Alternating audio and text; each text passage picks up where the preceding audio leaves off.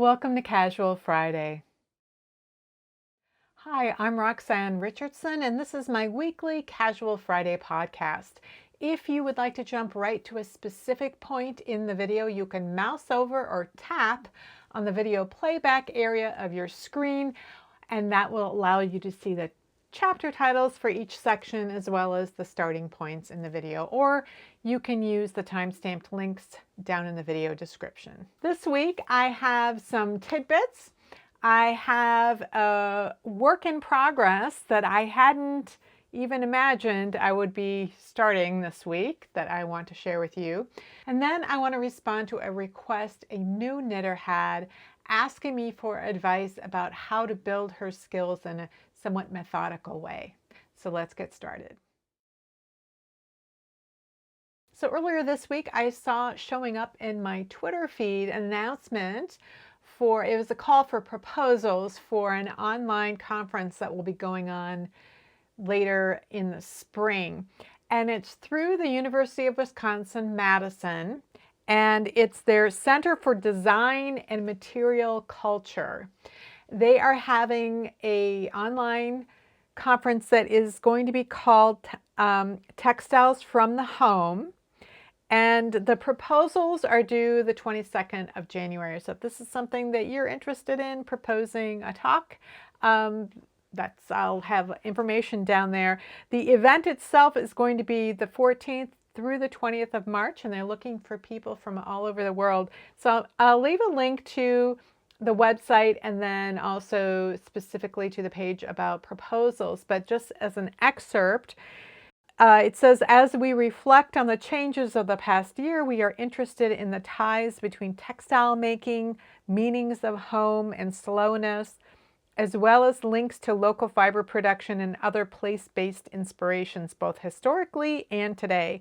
What lessons from the past did we enact over the past year, and what lessons might we have developed for the future? Textiles from the Home will explore the intersection of textiles and their local environments. As we focus on local production of fiber and craft, we also advocate for the global connections that our currently online lives allow.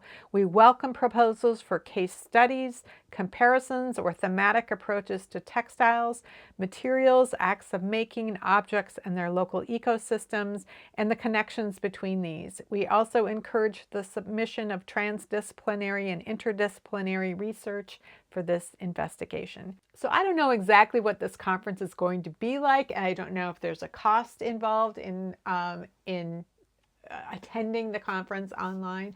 I expect I'll know more in the future. So this Center for Design and Material Culture is something that I heard about first because I follow a woman on Twitter named Dr. Marina Moskowitz, who is a professor there. But she spent at least a year, maybe several years, at the University of Glasgow.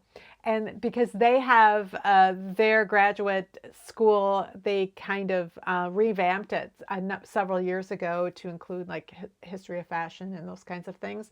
So while she was there, she and I believe another professor proposed that the University of Glasgow produce their own yarn from the sheep that they had on the university's farm. And I ordered some of that yarn earlier this year and I received it. I haven't made anything from it yet, but that's how I sort of came to know about her. And I suspect that's why I saw this proposal show up on my Twitter feed. So it's something I'm going to keep an eye out on and let you guys know more about in the coming months as I know more about it. This next tidbit also showed up on my Twitter feed, but it's actually a TikTok video. That's the only time I ever see TikTok videos is if someone posts them to Twitter. So this was a group of women sitting around a table, and they had a long ring of fabric, and it was wool fabric, and it's wet, which you couldn't tell that, but it was. And they were singing this song, and they were picking up the wool and like squeezing it and then kind of rubbing it as they slid it along to the next person, and then they'd get it again and they'd pass it along. And so there's a woman leading this song, and it's a walking song, And it's a traditional song that was sung when women in Scotland were fulling wool. So all the women in the village would get together and they would do the wool fulling. So after wool is woven, it gets fulled, and so that it is more weather tight and can be turned into clothing and whatever. So this is a practice that was going on for millennia, but in more recent centuries, they came up with ways of doing this using a water-powered mill and hanging the wool on what are called tenter hooks. So that would stretch the wool out, and then it could be fulled in that way. But this was an old traditional way that was done in Scotland. I hadn't heard of it before. I didn't know anything about it until then. I thought you guys might be interested. So I'll leave a link down below to the TikTok video on it, as well as to the Wikipedia entry about the topic too. One of the things that they mention in the Wikipedia article is, that this was done in Roman times, and they would have slaves who would be doing this, and they were like ankle deep in stale urine. Like, stale urine is used for dyeing fabrics. Apparently, it was also used in the act of fulling wool. And my question is, how did they figure this out? Like, somebody just had some stale urine sitting around in a jar and it spilled. How did they figure this out? I don't know. But anyway, I'll leave those links down below. I mentioned a number of times that my oldest daughter is living in Amsterdam. Well, I think it was this past weekend, she sent me a link to a YouTube video of this Ukrainian woman who apparently normally does like cooking videos. But she had a couple of these beaded Ukrainian traditional necklaces. They're quite long. They don't have a clasp on them. You can just put them over your head. And they have kind of a large amulet, beaded amulet type of thing. And so she was saying, oh, I'm getting so obsessed with these Ukrainian beaded necklaces. She just thinks they're amazing. So I went and looked at the video, which I will link down to you, but I'm going to show you a screenshot of one part of the video, which made me go, oh, I recognize that. And what it is, it's an 8-pointed star. In Norwegian knitting, it would be called a selbu rose, but it's a geometric pattern that has been used for thousands of years in all sorts of textiles, as well as other sort of handwork craft type of things, because it's geometric. So you could do it in mosaics or any other kind of thing. But I thought it was fascinating that this beaded necklace had this same 8-pointed star that I'm used to seeing in all sorts of other knitting patterns, as well as weaving patterns, and here it is showing up in beading. I thought it was really cool. So I'm going to share with you that video down below. So I've become just sort of more alert about beaded items, just because my daughter sometimes sends me pictures of really cool beaded things that she has seen on the internet. But I saw an article recently in the NYTimes about Ruth Bader Ginsburg's collars that she always wore over her Supreme Court robes. And I think it was the 10 or somewhere between 10 and 15 of her favorite collars. Her family had allowed them to be photographed and explained the significance of them to her. I always, in my head, when I picture her with that kind of really lacy one that comes down the front, or one that I thought was kind of lacy that was a round collar. So in my head, I thought they were always like knitted or crocheted or tatted or something. I just thought they were lace. I never really paid that much attention. In this article, at least the ones that were photographed for this article, most of them are beaded, and they're just beautiful. And so if you're interested in seeing those, they're just amazing. And they're from all over the world. They were gifts. A lot of them were gifts from different people that were given to her. And some of them she wore for specific reasons, like if she was dissenting from whatever the ruling was or something like that. But they're just beautiful. And in most cases, if not all cases, they're handmade, which I think is really makes them even more compelling to look at. So I'll leave a link down below. Now, I subscribe to the New York Times, so I don't have any trouble accessing them. We didn't always subscribe to it, and my memory is that there were a certain number of articles that you could view for free each month. I don't know if that's still true or not. So it could be you might have trouble seeing that article, but I hope you don't, because they're just beautiful. So the only knitting I have done this week was for my Technique Tuesday video, and if you didn't see it, it might be interesting to you. I'll link to it up here. It's how to do decreases if you're an Eastern or combination knitter, and so that means if your stitches are sitting on the needle differently than what patterns normally assume, then your decreases have to be worked differently. Now, many people who are Eastern or combination knitters have kind of over the years either figured it out, or if they are knitting something like lace or something where there's going to be a lot of decreases of different types, they will change their style of knitting to make it that easier on them.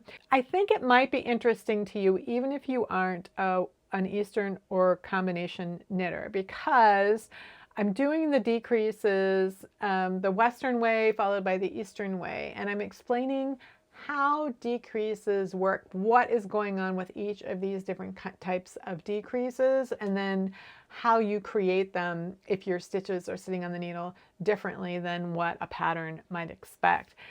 So I just want to put that out there because it seems like it's a very limited interest type of topic, but just based on the comments, there have been some people who some lights went on for them, and they are like, oh, I didn't really realize that that's how decreases work and why it's so important the way stitches were sitting on the needle. So I'm going to leave that with you. So that's the only knitting I've really done this week, and that is because I started a new project this past weekend that I hadn't really expected to start. Because it's December, I spend quite a bit of my time reflecting back on the year, particularly when it comes to my knitting life and specifically when it comes to my YouTube channel. Like, what did I do this year on my YouTube channel and what would I like to do next year? So as I was thinking about this, I was thinking about some of the challenges that I have had making my videos and some of the things that I have wanted to do in the past that I haven't, just because I wasn't set up to do it. So I was a guest on a live stream on Suzanne Bryan's channel. It was Labor Day weekend, so early September, and we were it was sort of a behind the scenes video about how we create our YouTube videos. We talked about that, and I shared photographs of what my setup is like. And so one of the challenges for me is that I record in different parts of the house based on what kind of video I'm doing. So right now I'm sitting in my knitting office where I spend most of the day, every day, but it's a very small room.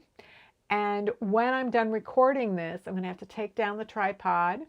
And then I'm going to have to, there's a light over here, I'm going to have to take that down and put that away just so I can move around in my office because it's such a small room.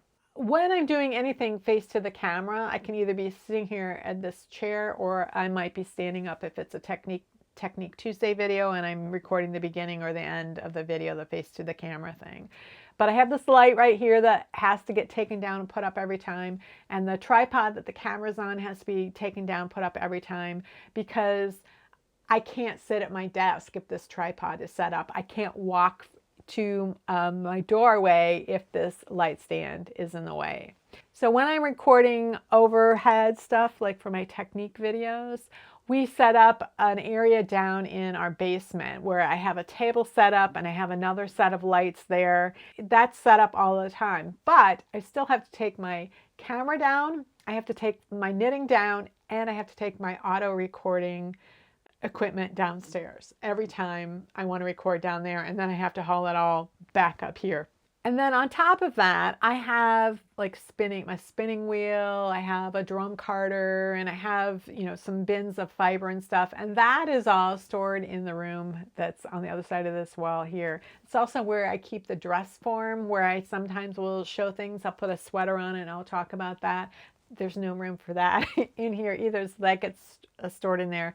So that room is technically my older daughter's room, the one who lives in Amsterdam. When she went to college, that was her younger sister's room, and so they swapped rooms, and so my younger daughter got the bigger bedroom down the hall. So this room, I just use it as a dumping ground for anything that doesn't fit in here, plus I have that space down in the basement.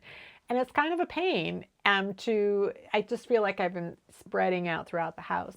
So I was thinking about some things that I would like to do next year, and just how I would really like to be able to have my whole recording set up in one place, be able to record anything I want in one place and leave it set up. And I was trying to figure out how I could do that, and I realized that the big bedroom that is down the hall, my younger daughter's bedroom, who graduated from college 2 years ago and lives in another state. She lives 6-hour or 7-hour drive away. I realized, oh, maybe I could use that room. And so I spent the weekend measuring the room, measuring everything in my current office, and then seeing, created a grid, and then looked to see how I could fit it. Would everything fit in there the way that I would like, and how much room would there actually be to move around? And then I had to figure out if all of my daughter's stuff, all her furniture, would then fit in this room, and so that she could still come home and all her stuff would be here, and she would have a place to stay. So I'm sitting on the floor of my new office. It's now Friday. I recorded the first half of the video I recorded yesterday in my old office. And so I was hoping that I could get everything moved in here and then finish recording it, show you guys the setup. But it's just, I haven't done this much physical work in a while. And after spending 9 months sitting on my rear end in my office and not getting any kind of exercise, it's really wearing me out to move all this furniture back and forth, and so I've been taking a break. So I just kind of want to show you briefly what this room looks like. So the shelf behind me is should be very familiar. It's what you normally see behind me, only usually I'm standing or I'm sitting in a chair. The other shelving unit is empty, sitting empty right now. Above the shelving unit, I'm going to hang the same kind of curtain wire that I used to have hanging or it's still there in my old office. They'll be able to hang skeins of yarn and other things from the wire that I need to. I did buy a new IKEA shelving unit that is one of these cubes wide by four tall that I can have near my desk to have my most critical reference books and yarn for swatching, just so that that's within reach of my desk, because my desk is going to be way over here against this window. So I used to be able to just reach from my desk chair and reach my reference books that were most important to me and stash yarn for doing swatches. And since now the yarn is going to be further away from me, I needed to find a way to store those particular things. And so that will be stored next to this white shelving unit, which has new stash yarn. So these bins are all of the yarn. I didn't put any of these in the shelves yet because I really want to think through how some of those bins are reorganized. I had gone through all my yarn a couple of months ago, but I had about three or four bins that I really needed to go through that have swatches and samples and things like that just weren't organized. So I'm not going to put those away until I have figured out exactly how each bin is organized and what its purpose is. So all of this other stuff on the floor goes mostly in these shelving units or on top of them. So hopefully I will get the majority of this work done this weekend. I imagine it's going to take me a while to get the whole process done, but I will be very happy to be in this larger space. I had a video suggestion in the comments in the past week from a knitter who just learned to knit a couple of months ago. And she said she really likes my analytical approach to teaching and to knitting, and she wanted some advice on how to sort of methodically progress and build her skills. And so I wanted to kind of talk about advice for knitters who want to build their skills, whether you are a brand new knitter or maybe you've been knitting for a while, but maybe you hit a plateau, you're not really progressing anyway. And I'm going to talk about what I did, knowing what I know now, and having the resources available today, which weren't available when I learned to knit in 1986, how I would approach doing it given my personality. Not everybody knits for the same reasons. Not everybody gets the same sorts of joy out of the same types of projects. There are multiple ways of getting to the same endpoint in knitting. I say that over and over and over again. There is no right and wrong way to be a knitter.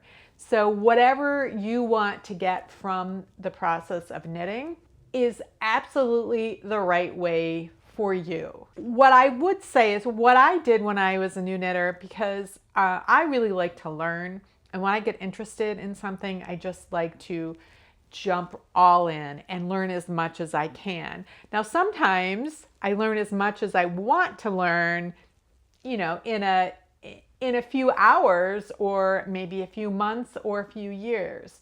And other times I never lose interest in the topic. And knitting is one of those things, but that wasn't always true. The first year or two I was a knitter, I chose my projects based on what looked interesting to me. I wanted to try all different kinds of things. Now, the only thing I was knitting was sweaters. It was the 80s, so everything was just big rectangles, oversized, and there wasn't much to getting a sweater to fit back then. So I was really interested in stitch patterns and trying texture and cables and stranded color work and intarsia and just trying things like, oh, that looks interesting. I've never done that before, and trying it. That was the first year or two that I was a knitter, and I was interested. I was knitting one thing after another. I was so interested in it. And then I kind of got to the point where I plateaued. And I wasn't really learning anything new. So I was still interested in knitting, but I wasn't obsessed by it. So I plateaued because I didn't know anybody else that knit.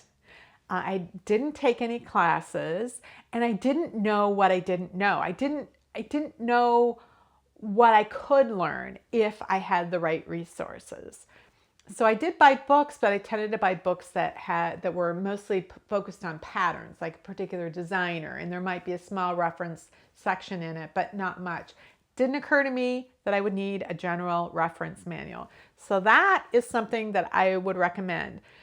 And I've recommended these books over and over, and I think in the long run, they will be valuable. They might be not the right fit at any given point in time, but ultimately they are excellent books.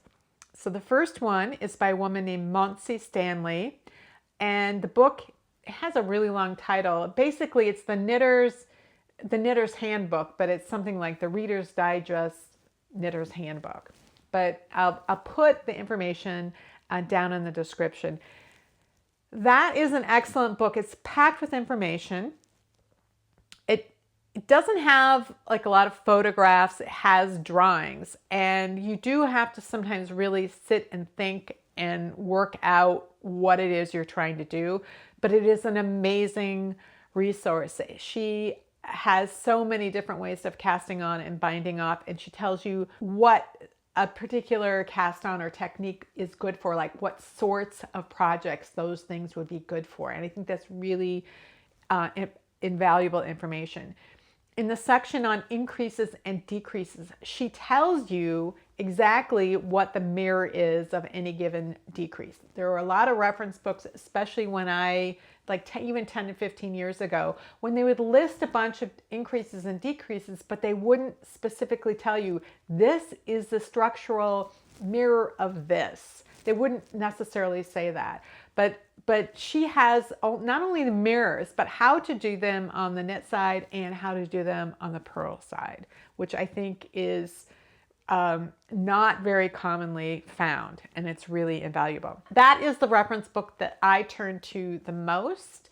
But as a beginner, maybe it wouldn't have been as accessible to me because I just didn't know what I didn't know. So sometimes you're reading information and you don't know why it is relevant to you.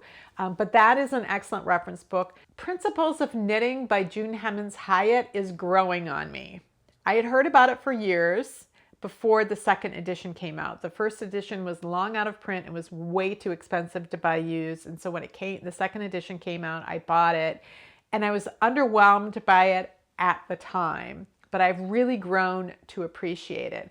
So anytime I'm looking for a new technique that I maybe haven't heard of, or I'm not sure of, or I'm wondering if there's more than one way of accomplishing that technique, I will look in Montse Stanley's book and I will look in June Hemmons Hiatt book. So I'll look in Knitter's Handbook and I'll look in Principles of Knitting and see what they have to say about that particular topic.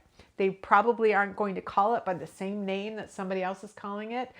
They will have the highest number of examples of any particular type of technique. So those two books are really good. For somebody who's more of a beginner, there is a book that I used to use more. I don't use as much now because I don't need, I've gone beyond it. The Knitters, I think it's called, I'll put the title here, but again, it'll be down below. It's by Nancie M. Wiseman, and it's something like the Knitters Book of Finishing Techniques. And, it's right up here, I think. The Knitter's Book of Finishing Techniques. And that book has probably 90 to 95% of techniques that most knitters are going to need. She has, a handful of different ways to cast on, a handful of ways to bind off. She have things like how to do buttonholes or how to do grafting or how to do this or how to do that. And in some cases, it's the most basic way to do it, but you have to start somewhere. It's hard to really learn to finesse techniques until you have a basic method and you kind of understand conceptually what's going on. But that is another good book that has the basics of every type of increase, decrease, cast on, bind off, that sort of thing. So that's a really good book. So besides having some good reference material, the other thing I would encourage you to do is try a variety of tools and materials and yarns and all kinds of techniques. So if you are learning to knit something in the round that's a small circumference and the pattern calls for double pointed needles, by all means, learn to use double pointed needles. You don't have to use them forever, but it's useful to know how to use them. Learn how to use magic looped for small circumferences. Learn how to use the two circs method. Learn how to do things in a variety of different ways, because even if you prefer one method, at some point, that method is not going to work well for a particular project. And it helps to not only be aware, but have had at least some rudimentary practice with an alternative technique. I don't mind double pointed needles, but I can never keep track of an entire set of them. So I tend to use magic loop. I tend to prefer to minimize my tools. I use a 32-inch circular needle for almost everything. And that's just my preference. Other people really like to match the length of the circular needle to the circumference of the project. I despise 9-inch circular needles. That doesn't mean that they're bad. That means that they don't work well for me and my knitting style. But if they work for you, go for it. So if you can borrow them from somebody and kind of see if it's something that you like, that's an option. But I would say try a variety of different tools and techniques for getting the same task done. I would also say try a variety of tool materials. So if you have been using bamboo needles and you might like them just fine, try out metal needles with it and see what you think of that, or try out wood, or try out plastic. A lot of people like interchangeable needle sets, and I certainly have a set of or two of those, and I do use them. I prefer a fixed length circular because I've realized after trying a variety of things that I prefer always using a 32-inch circular needle, so there's no reason in most cases that I have to use an interchangeable needle, even though I do have them. I'm going to say this again, there are always multiple ways of getting to the same endpoint in knitting, and that includes different types of projects, like for example, sweaters. There are lots of different ways of knitting sweaters, and so sweaters will have different types of construction between the underarm and the neck. So you'll have yoke sweaters, you'll have raglan sweaters, you'll have drop shoulder sweaters, modified drop shoulder sweaters, and set-in sleeves. Any one of those types of sweaters can be knit seamlessly, can be knit top down or bottom up, can be knit, in most cases, flat and seamed. I would say don't try to avoid a particular construction method just because you heard something else was easier or because you heard something was hard. You may discover that you really do prefer knitting seamlessly, but that's no reason not to learn how to seam something. Seaming is not evil, and so many people really object to it. It doesn't mean you have to love it, but you should know how to do it, because there are going to be situations where you will discover either a pattern is written flat and is seamed, or the contortions that you have to go through in order to knit it seamlessly just aren't worth it. Another piece of advice I would have is if you hear about some type of a project that's really popular and you look at it and you go, I do not understand the appeal of that, I would suggest trying it. And you may discover that you were right. It has no appeal to you, but you may discover that, oh, this is not what I thought it was going to be. This is super fun. And you will just love it. And you will want to do that kind of project over and over again. I've had the experience where I didn't understand knitting socks. And once I tried them and put them on my feet, I was like, okay, I get it. It's one of the kinds of projects I love the most. Dishcloths, I thought it was really stupid. Why would you waste your knitting time on a dishcloth? But after years, I finally tried it and I was like, oh, I actually really do like hand knit dishcloths. And so about once a year, I'll have a weekend where I just feel like knitting something easy and I'll knit a couple dishcloths. It's fine. Other projects I've tried where I didn't really understand the appeal, but I did it anyway. Baby Surprise Jacket by Elizabeth Zimmerman. Thousands of people have knit that. Thousands of people love knitting it. It's their go-to project as a baby gift. I have knit it a couple of times, not that enamored by it. I think the construction method is ingenious and it's really interesting from a knitting standpoint, but from a gift standpoint, it doesn't do anything for me. But that doesn't mean it's bad or it's wrong. It just meant that, well, at least I have an informed decision for myself and I know what this project is about and what the experience of knitting it has been. I would say that it's really hard when you're a newer knitter to try to plan out your path. Like, here's a list of things that I want to try and I'm going to stick to it. Because again, you don't know what you don't know. And at some point you're going to come across something that you find to be amazing. And if you are doggedly sticking to your original list, then you're missing out on doing something that would be really fun for you. So it doesn't mean you should ignore a list or you shouldn't make a list, but you should keep it flexible. I will say that if you are really interested in maybe learning some key techniques that you really want to build from, there are courses that you can take. One is through the Knitting Guild Association, which is an it's an organization whose focus is on teaching knitters. So they run the Master Hand Knitting program, which I went through a number of years ago, and I got a tremendous amount out of it. But they have other programs for knitters who don't want to do that kind of a program and just want to make sure that they have all of the fundamentals and sort of best practices, and how learning really how to read your knitting and how to recognize where there's a problem, and learning how to research new techniques and how to figure out how things work. So they have a class called Basics that's really good. And you get assigned a teacher, and you have lessons that you do, and you send in your swatches, and you get feedback from them so you can have a conversation with them in that way about your knitting.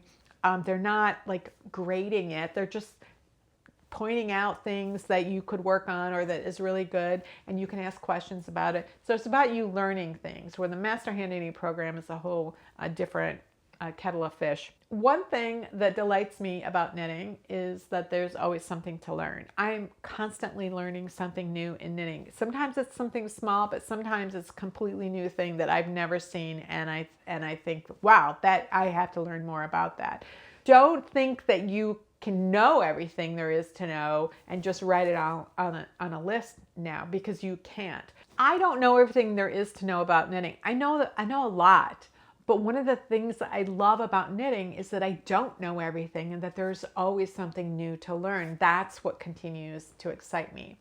So one thing that I would recommend is that when you select a project and it has a technique, it's asking you to do a technique, see if you can figure out why they're calling for that technique. What does that technique actually do? And for an example, if there are decreases, why are they asking you to do two different kinds of decreases? What's the purpose of that?